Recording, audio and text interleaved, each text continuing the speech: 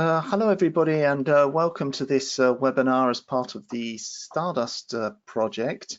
So this is a webinar which is part of a series that is taking place as the Stardust project comes to an end. It's a Smart Cities project. It started in 2017. It's coming to the end in March of next year. And so we're conducting a series of webinars on the key areas of smart cities, which is mobility, ICT, smart buildings and districts, and energy. And today's webinar is entitled The Role of Shallow Geothermal Energy in Future Renewable District Heating and Cooling Networks. And our speaker today is Diego Viesi. So welcome to you, and thanks for agreeing to share your insights today. So you have been working at the Research Institute Fondazione Bruna Kessler since 2013, and you're a research technologist. And you've got various specializations, including renewable energy sources, flexibility, climate change, and smart cities and energy communities. And you've been involved in a number of projects and publications. So thank you for agreeing to come today. In terms of the format, very simple. In a minute, I will hand the floor to Diego, and he will give his presentation. You can use the chat to ask any questions, but we will be taking the questions at the end of the seminar, okay? So as not to interrupt the flow. So without further ado, I think I can hand the floor over to you now, Diego, and we'll take it from here. Thank you very much, Mark. So I can start with a short introduction about the topic. The current heating and cooling sector in Europe is an important sector. Indeed, it constitutes half of the European final energy consumption, but it is currently affected by low efficiencies, large amount of waste heat, and it is mostly fossil fuel based. Just some numbers: 75 of heating and cooling, it is still generated from fossil fuels. Concerning the district heating solution, this is a solution for 60 million European citizens, while also 140 million European citizens living in cities with at least one district heating system, and about 12% of the European heat demand, it is supplied via 6,000 district heating networks. What is the current research focus? Currently, the focus is on integrating multiple renewable sources, waste heat, heat pumps, and daily and seasonal storage in low temperature and smart networks. Among the renewable sources, the geothermal energy can play in the future a crucial role with decarbonized and affordable energy.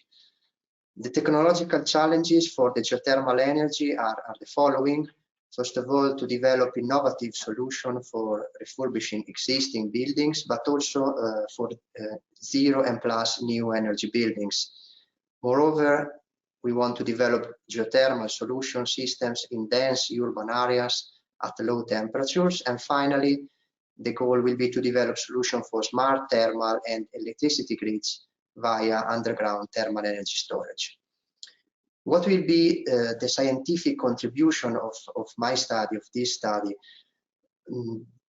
The contribution, it is in the creation of a link between multiple scientific novel, multi-scale and multi-method, geological surveys, siting tools, and 3D multiphysics modeling.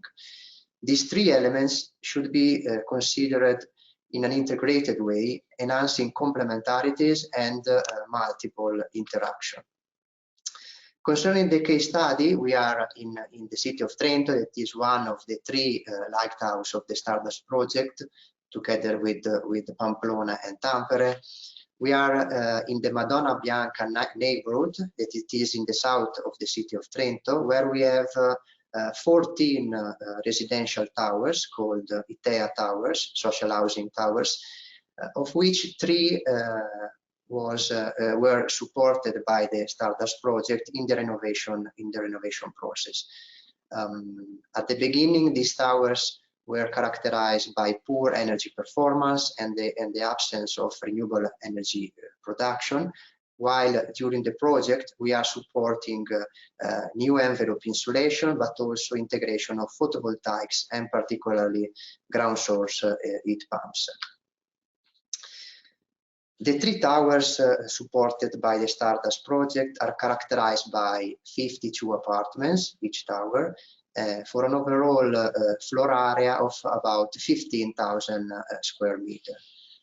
The current space heating and domestic hot water demand of the three towers altogether will drop from the initial value of the baseline of around 2,500 megawatt hour year up to about 900 megawatt hour per year. So a reduction of about 60% of the thermal demand of the towers.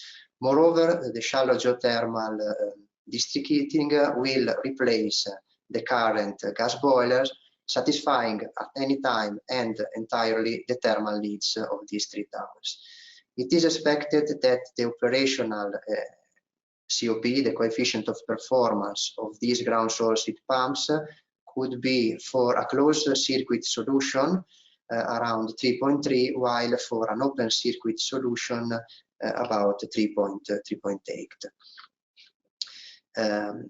Characterizing the geological setting in the case study, we are at the foot of the Monte Marzola, where we have some superficial quaternary formation, followed by the Formazione di Werfen, that are rock composed by carbonate, terrigenous, and mixed sediments. From an hydrogeological point of view, we are in a Permo-Triassic complex with overall a regional aquiclude characteristics, but with some aquitart formation which can give rise to localized groundwater flow. This groundwater flow can be in subsurface circuits, in decompressed and fractured rocks, and in the cover soil. Moreover, in this area, we have an important morphological line in which also we have the case study that you can see here in this place, but also we have the municipal aqueduct called Pozzi di Madonna Bianca that were abandoned due to an excess of sulfates in the water. Moreover, studying and monitoring the characteristic of some springs, we have several springs in this area, we can notice also a seasonal nature of the hydrogeological flow with the higher flow rates corresponding to the period between May and June when we have the snow melting. What is the methodological framework that we have applied for this study? It is composed by 3 steps. The first step, it is the geological survey campaign, in which we have investigated the geological, hydrogeological, and thermophysical parameters. As a second step, we have applied sizing tools to dimension the shallow geothermal plant. And finally, as step number 3, we have adopted a 3D multiphysics modeling to evaluate in detail the underground thermal plume.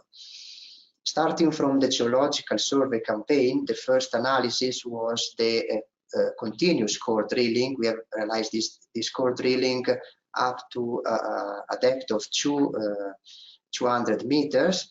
And what we have identified, that you can see in this slide, we have at the beginning for the first 20 meters these debris flow soils, the sediments that at 20 meters are followed by the rock, a gray yellowish carbonate rock that you can see here, that move to a reddish siltstone and sandstone at a depth of 33 meters and continue with this characteristic up to 65 meters.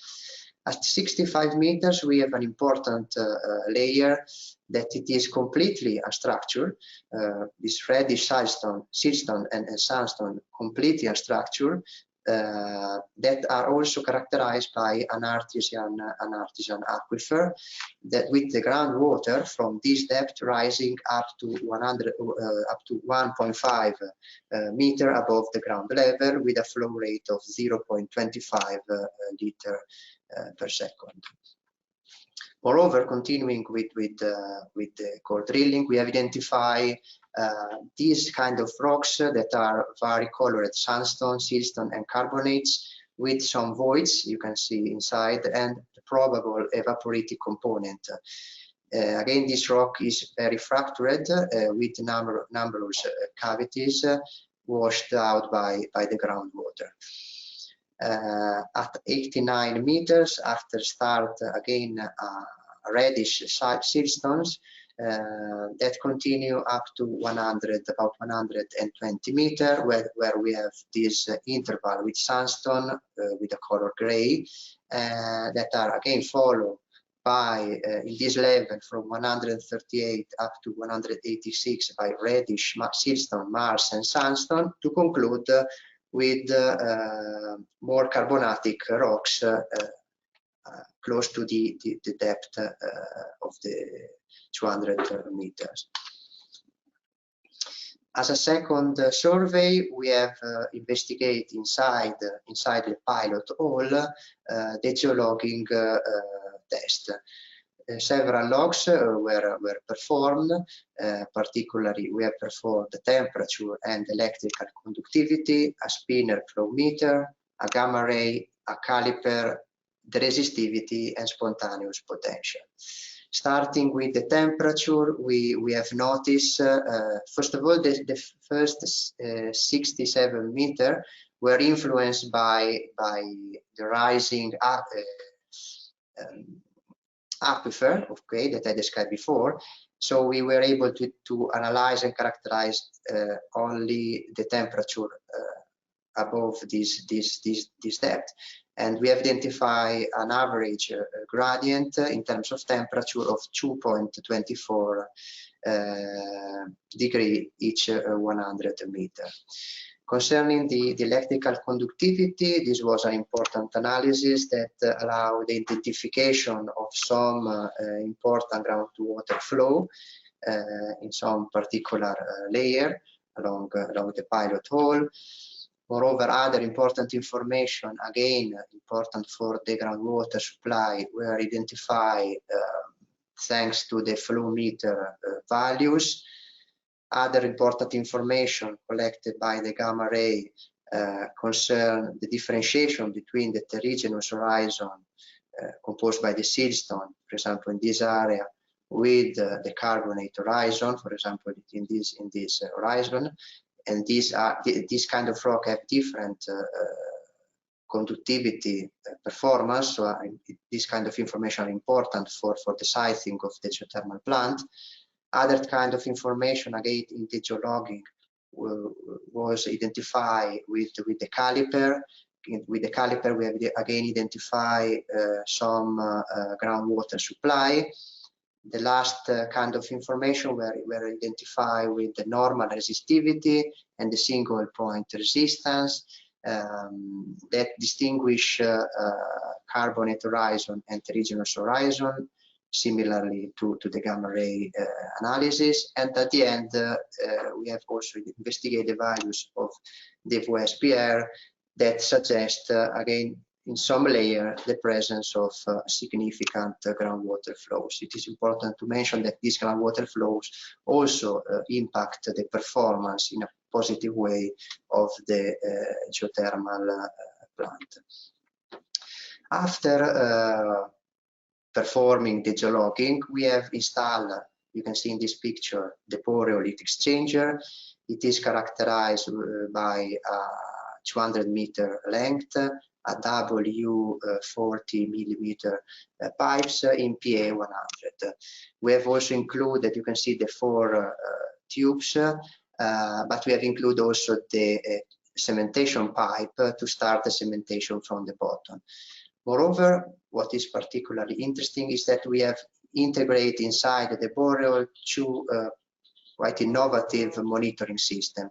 The first monitoring system, it is the thermal link that you can see in the color green. It is composed by some nodes in which we have PT100 sensor called MOOS used to measure the temperature in specific nodes in specific depth inside the boreal. The second system, it is the hybrid optical fiber by the University of Padova that you can see in red, using which we are able to measure the temperature in a continuous way inside the depth, inside the boreal with a resolution of ½ meter. Moreover, with the hybrid optical fiber system, we were able to perform thermal response test inside the boreal with stratigraphic analysis of the result.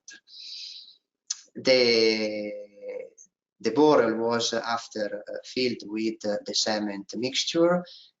What we noticed is that also this cement, the cement required was 50% more than what expected because of the presence of some fractures and some cavities inside the boreal.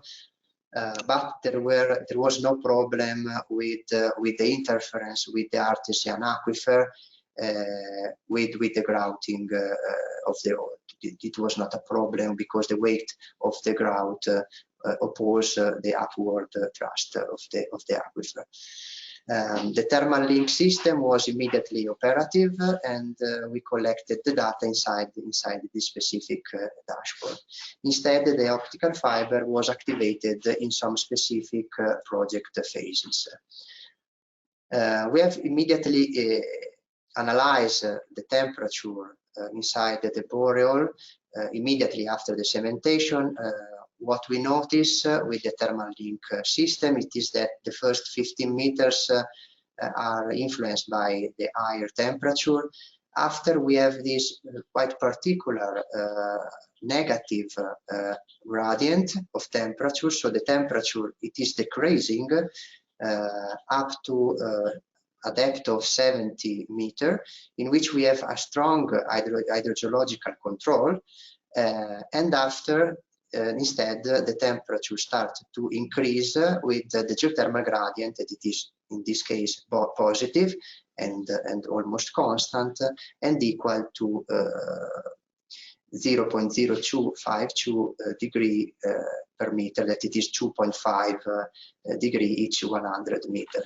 You can notice also that we have analyzed the process of cementation, that it is an exothermic reaction with some phases of hydration, maturation, and hardening of the cementation. After the cementation, we have performed a standard traditional thermal response test, using which we have identified, first of all, the average temperature inside the boreal, but also other important parameters like the thermal conductivity and the resistance of the boreal system. After we move some sample of rock and soil in the laboratory of the University of Padova, where we have analyzed important parameters like the thermal conductivity in both dry and wet condition. What we notice is that for the rock sample, the performance are very interesting for the realization of geothermal system, particularly for the carbonate rock that are at the bottom of the boreal, that have performance higher than 4 watt per meter Kelvin, both in dry and wet condition. Again, in the laboratory, we have performed X-ray diffractometry on the same 23 samples, identify an important content of dolomite in all stratigraphic layers, and particularly in the whole bottom, where we have the better performance of thermal conductivity that are strictly correlated with the content of dolomite. Another important laboratory analysis was the petrographic analysis, we have selected 7 samples to perform the petrographic analysis to correlate the thermal properties measured in the laboratory with the intrinsic petrographic characteristic of the rock. Again, we have noticed an important content of dolomite in some layers that it is beneficial for the thermal conductivity performance of the borehole. Moreover, coming back to the pilot site, to the pilot borehole that we have realized at the beginning of the project, we have, after perform an innovative thermal response test, in this case with the optical fiber, so with a stratigraphic resolution. This kind of test can reach an high level of spatial detail, half meter of resolution, time resolution, and temperature resolution. The first part of the test was dedicated to reconstruct the vertical profile that you can see with the color blue, vertical profile of the underground undisturbed temperature that confirmed the other kind of measure that we did with the thermal link system. While in the second part of the campaign that you can see here in violet, we have analyzed the thermal response test with the optical fiber. So we have a very detailed profile of the thermal conductivity inside the borehole, inside the different layers. So we have identified the layer with better performance. For example, what I was mentioning before at the hole bottom, close to the 2000 meter depth. The last geological survey was in the surface, was a geophysical survey campaign in which we have realized this 300 electrical and seismic array to define the depth of the bedrock, but also to identify potential fracturing lines and stratigraphic transition in the overall area close to the 3 towers that we are involving for the project. In terms of geophysical surveys for the electrical section, we have performed 3 different types of tests. And what we have identified, first of all, the bedrock, so where it is placed, the transition from the soil to the rock, and it is at 20 meter depth in the entire area. This confirms, of course, the first continuous core drilling. Moreover, we have identified in the central area of the site 3 polarizing spots that could suggest some preferential passage of water, of groundwater.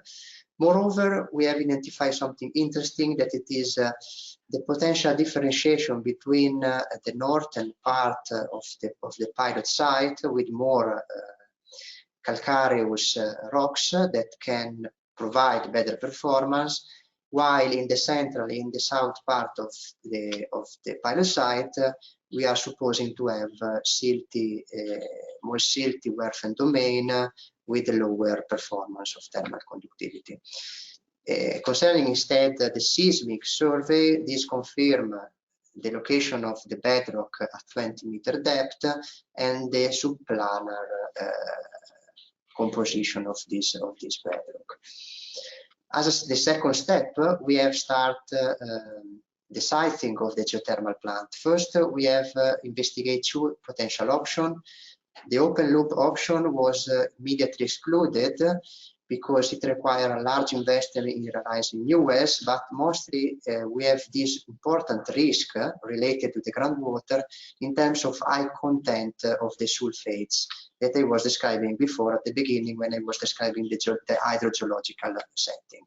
So we have dedicate our main effort to the siting of the closed loop option. For this option, we have supposed 2 different solutions. A first solution based on short boreholes up to 150 meter depth, and a second option with longer boreholes up to 200 meter depth.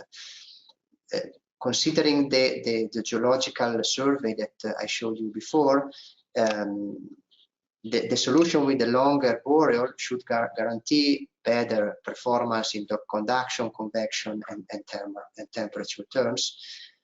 But we have, of course, investigated both the solution with the specific software that it is EAD, with the software we have considered, of course, the thermal demand that should be satisfied by our system to satisfy the space heating and the domestic hot water demand of the towers, of the 3 towers. We have also considered a minimum distance between the boreholes of 12 meters.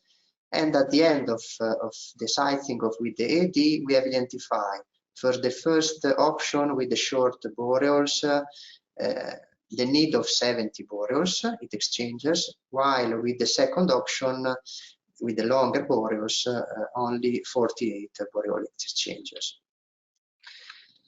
Considering this approach with the 12-meter distance, the solution with the shorter boreholes was not feasible. So we decided to consider only the solution with the longer boreholes, and this solution also allowed to exclude some critical parts in the area available that are in some morphological parts that are quite critical or close to some vegetation. So we exclude some of this area, and we maintain the 48 boreal heat exchanger long 199 meters. What you can notice from the AAD simulation, it is also that due to the only heat extraction mode of the plant, because the tower only need heating, not need cooling, we have this cooling thermal drift in a simulation of 25 years. What it is important to mention, it is that this kind of software, it is not able to consider the convective contribution, so the contribution in the thermal exchange with the aquifers. That it is important. We have identified in the geological survey that the groundwater, it is really an important characteristic of the subsoil. So the AAD simulation was not enough.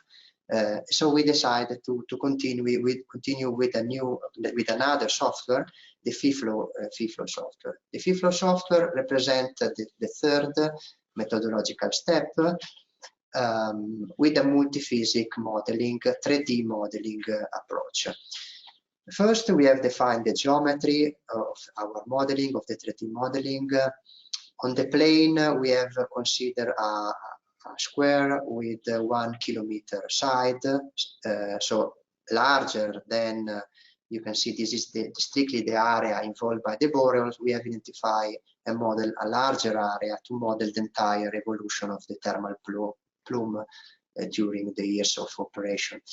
In the vertical dimension, we have realized the model up to 250 meters. So again, deeper than the expected length of the borehole, that was 200 meters. We have differentiated this model in 72 layers with a specific characteristic that we have identified in the geological survey campaign. The boreal heat exchanger introducing the model as a boundary condition and constitute a linear extraction of heat in our model. These boreal are connected in working parallel, and the thermal operation is represented with a constant hourly load on a monthly scale. This is to reduce also the computational request. Other boundary conditions are the geothermal heat flow, the average monthly air temperature, and what is important, we have investigated 3 different scenarios for the hydraulic gradient. A first scenario with 0 hydraulic gradient that it corresponds to the previous AAD analysis that I was showing before. The second modeling instead is dedicated to a hydraulic gradient of 0.1, and the last model was dedicated to hydraulic gradient of 0.25. So very quickly, what are the results of the different scenario with the different hydraulic gradient? With the hydraulic gradient equal to 0, we have very similar result of the FIFLO and the AAD modeling with this thermal drift, this cooling drift along these are 25 years of operation. This is the annual operation of the system. So it is very similar to the kind of so the result that I showed you before. What we have in terms of thermal plume, the thermal plume is only around the boreals. It's not extended because we don't have a groundwater flow.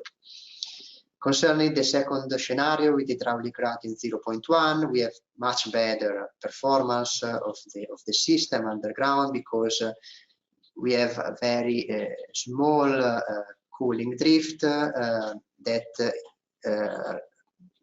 involve only the first 5 years. After, there is a stable operation, very good, with very good temperature performance underground. The thermal plume instead, in this case, it is existing, and you can see it is facing towards the hydrogeological valley. Finally, the last hydraulic gradient, the higher hydraulic gradient 0.25, we have also better performance, in this case with a thermal drift that only involved the first 2 years, and after a very stable operation of the system, with only 0.5 reduction of temperature between the first year of operation and the remaining years of operation. In this case, we have a very extended and strong, let's say, thermal plume again towards the valley. What are the conclusions of this study? This study, what we propose is a framework that provides useful information for identifying problematic or performing stratigraphic horizon. We have introduced relevant scientific novelty in the multi-scale, multi-method geological surveys. Moreover, the study show in a novel way the complementarities between the different scales of analysis and between the different methods. The proposed framework is replicable and supports not only the correct geothermal plant dimensioning, but also the evaluation of the energy efficiency and the energy sustainability of the geothermal resource over time. But after, at the end, what we suggest is, of course, during the realization of the plant, to provide an accurate construction management, for example, to check the correct execution of the bore rate exchanges, to verify the real hydrogeological characteristic in the entire volume, to check the correct connection of the boreals with the heat pumps and the district heating network, and to check the hydraulic balancing of the entire district heating network. Thank you. This is the end. So, Mark, you can continue with if there are questions for me. Sorry if I make maybe a bit longer presentation, but the kind of content is very. Well, yeah, thank you. Well, it was a technical presentation, and so you needed to take the time. And of course, you're the only speaker for this particular webinar, so that's not a problem. So thank you for that, Diego. I invite the audience to ask any questions through the chat, and then we can answer them directly. We've got one question actually in there. Does the coefficient of performance on the ground source heat pumps change in different hydraulic gradient scenarios? Yes, it changes, but slightly. From the worst condition with the lower hydraulic gradient, so it is the zero hydraulic gradient, we have a COP of 3.2, while in the better performance, we have investigated a COP of 3.8. So it changed the COP, and we have included this changing of COP in our analysis. Okay, thank you for that. We have another question from Anna Tamburino. Thanks for the webinar. I have a question. When you chose the position of the borehole heat exchangers in the 200-meter solution, which areas did you exclude? Yes, I can show you the relevant slide. As I described before, sorry, I need to move to this slide. This one, okay. Overall, we have investigated the availability of 62 potential Boreolic exchanger, but with the 200-meter solution, we just need 48. So we have excluded some areas, as I was mentioning before, that are particularly critical for a morphological point of view, that are not exactly plain or are close to some vegetation. Moreover, we have decided, for example, to exclude this kind of boreals in the south part, because from the geophysical campaign, the surface geophysical campaign, we have investigated that probably there will be better performance in terms of thermal conductivity in the north area. You can see in this picture also the position of the pilot hole. Maybe I was not showing before. It is not exactly in the central area, but it's quite close to the central area, because exactly in the central area there are some critical underground services like gas networks, water networks that of course we have investigated at the beginning and exclude the position of boreals exactly in the location of the other kind of networks that are already existing in the area. Okay, thank you for that. And we have another question from Gianpaolo Orfino, who is asking about the differences in the thermal conductivity, identified with the three methods: the lab test, the standard thermal response tests, and the TRs with optical fibers. Can you say a few words about that? Okay, again, checking the relevant slide. This is the slide that compare the different methods for the investigation of the thermal conductivity. You can see with this green line the standard method. Okay. This method, it is influenced by the groundwater flow and was not able to differentiate the conductive contribution by the convective contribution, and also it provides only one value, the average value in the entire boreal. What was interesting to introduce in this project was the differentiation of the analysis of the thermal conductivity inside the boreal. This was performed with the sample that we analyzed in the laboratory of University of Padua in dry and wet condition, but also with the optical fiber. Why this is important? Because with this analysis, for example, we are able to identify that at the boreal end, close to the bottom, close to the 200 meter, we have the better performance. So, for example, it is suggesting to realize longer boreals because could have better performance. That was the contribution of this kind of study and this kind of investigation. Okay, thank you. I don't know whether there's any other questions from the audience. Now is the time.